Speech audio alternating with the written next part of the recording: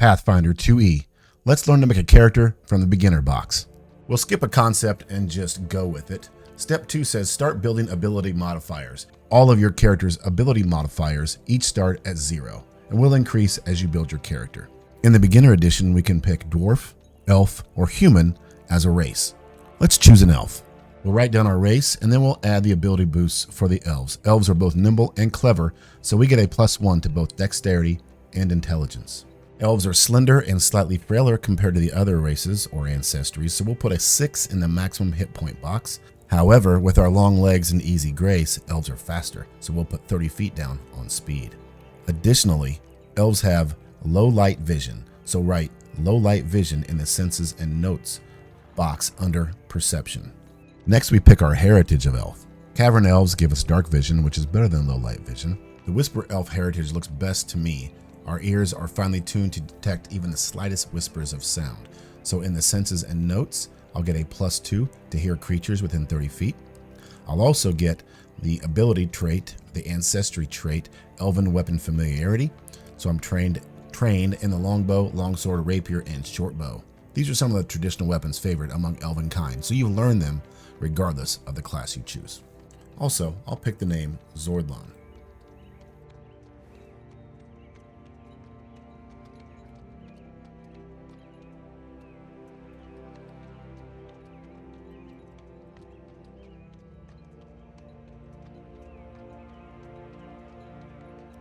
Now we get to choose a background.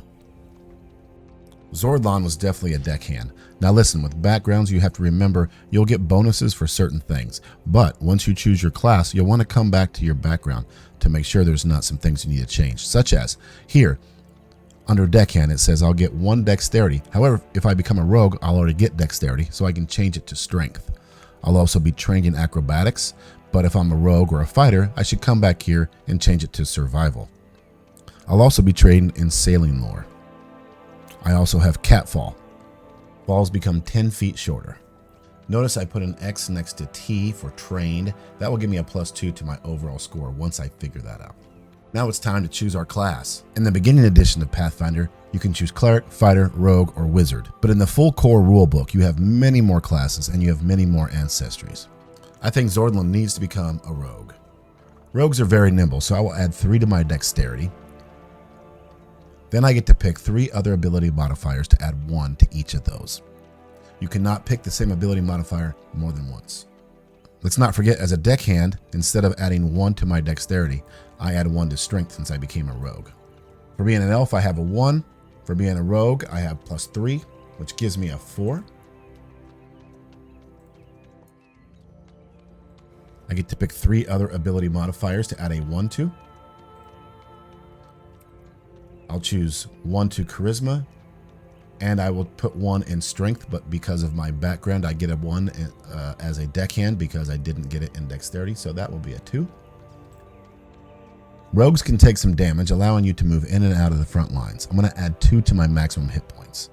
These get added to those gained from your ancestry choice. Then add your constitution to the total. I have a 1 on constitution.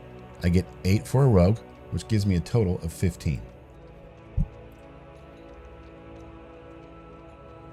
I could put 15 in current right now, but I'm not sure I'm done, so let's just wait. Let's figure out what I'm initially proficient in. These are the skills that I am actually good at. So I have been trained in the following skills: acrobatics, athletics, deception, diplomacy, intimidation, medicine, society, stealth, and thievery. Oh, and make sure not to forget your background. Since I became a rogue, I'm also going to be trained in survival, since I get acrobatics anyway as a rogue. So I can't forget survival.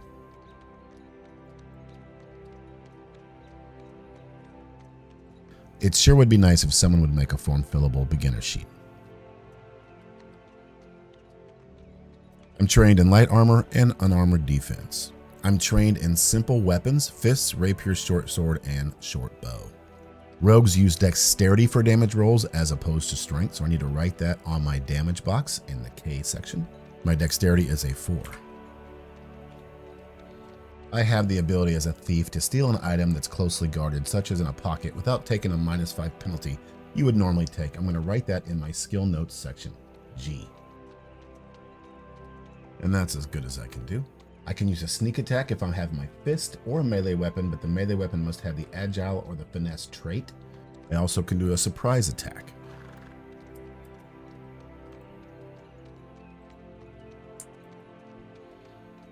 Finally, I must decide which type of trickery I do as a rogue. As a harrier, I scare opponents. As a trap spotter, I specialize in finding and disabling traps. Or as a twin trickster, I use two weapons and throw enemies off guard. Zordlon is a twin trickster. As this type, he gets twin feint. If you're holding a melee weapon in each of your hands, you can make a dazzling series of attacks with both weapons. Twin feint takes 2 actions.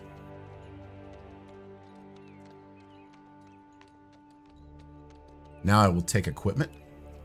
I believe in the core rulebook it tells us that every adventurer starts off with 150 gold pieces.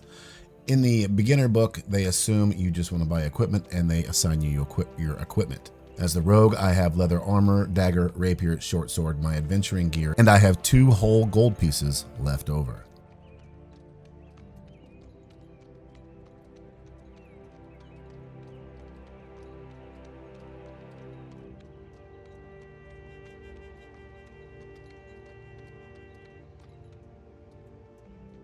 I'm trained in these weapons. So now it's time to finish up by calculating the statistics for everything we've chosen so far. We'll start with skills.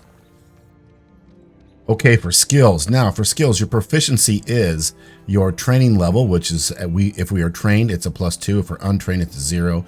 Expert 4, we're experts in nothing, so it's a +2, but it's also your proficiency level, training plus your level. So instead of a 2, these will be a 3. Now, for armor, there's 2 things you can see, or there's actually 4 things that have a minus in armor. That takes away from your skill. I'm wearing leather armor. It's a -1. For checks, so we'll put a -1 in all of these. Anything that has a trained, we'll put a 3.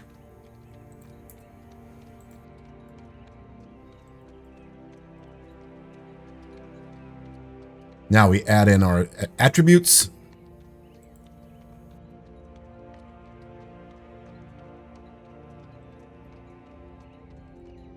It's going to leave wisdom blank.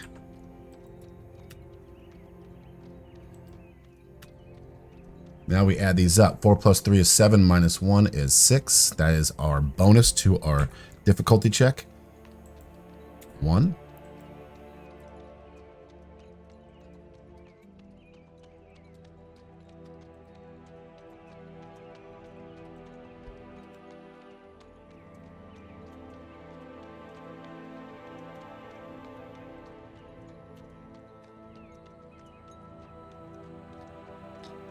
Time to add perception and saving throws. Perception is how aware we are. It will be used for most initiative rolls.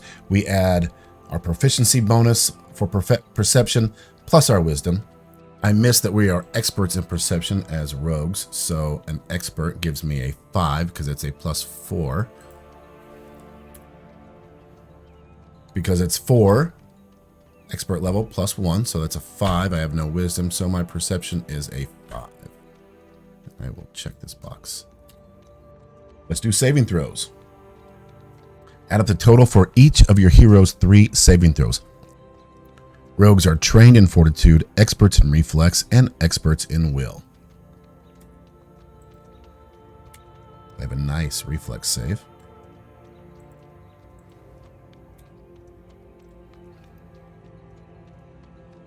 Time for defenses and armor class.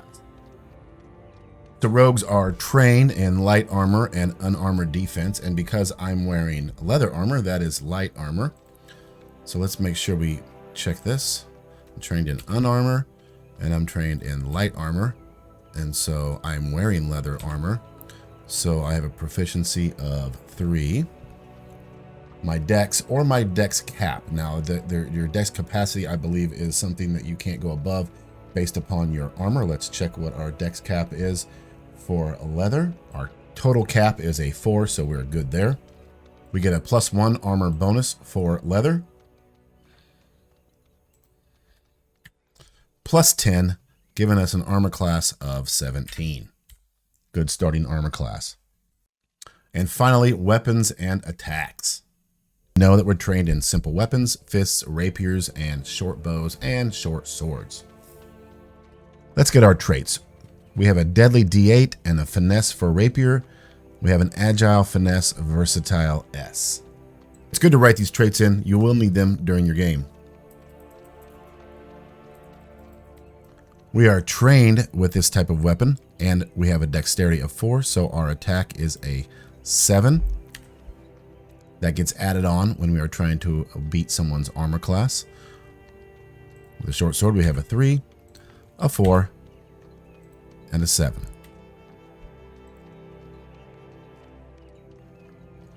We can stick the dagger in here because we can throw a dagger.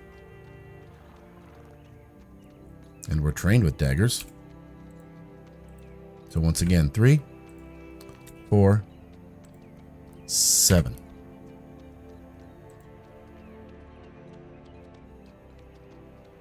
Daggers do a D4. And this is strength for throwing, which is a 2.